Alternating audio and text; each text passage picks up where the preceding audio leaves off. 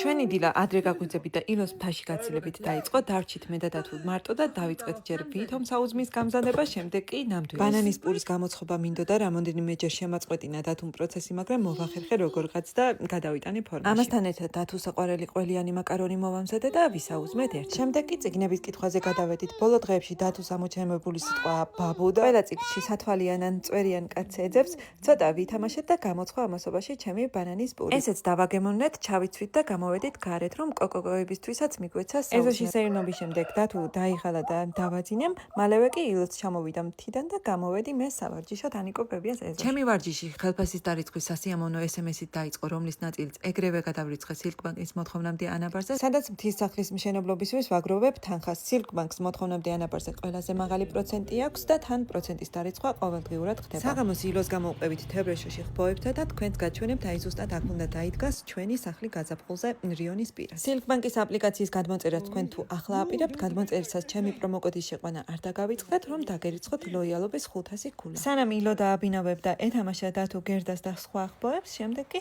ჩავაბარეთ სარას ოჯახი და ჩვენ წამოვედით სახლში.